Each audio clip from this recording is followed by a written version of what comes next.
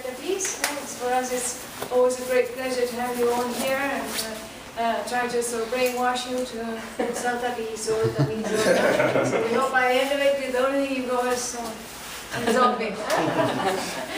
Okay, today unfortunately it's a little bit rainy, so we're going to sort of do our tour. It's going to be a little shorter. Unfortunately, the horses are sort of very happy today because we left gave them a day off. So, well, as you know, this winery originally was built by Kendall Jackson in 1999. He was sort of investing in Chile, decides to come over to Argentina, but then he has a series of problems on the way. He purchases land that doesn't have enough water, problems with long distance management, I think that, and our change of economy in 2001, I think that finished him off completely, so he says, okay, no, I'm giving up. And so basically that's when Patricia and Jorge purchased this winery, and also they purchased the other winery where you're staying at Club Tapiz, which was actually a winery that made one of our sort of very well-known wines.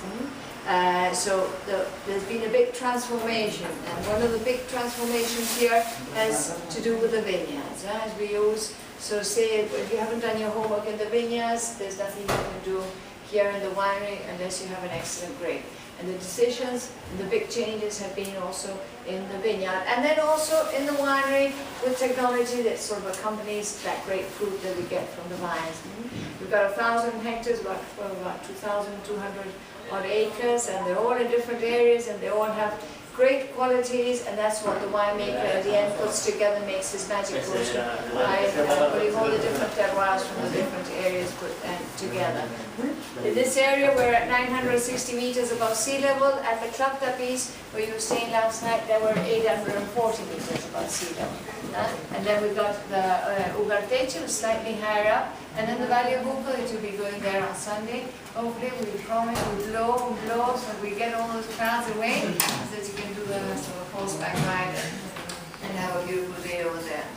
So all this is what's combined to make our beautiful wines, and the decision nowadays is that the winemaker goes back to the vineyards. He goes back and works with an engineer to decide what is the style of grape that you want for your style of wine.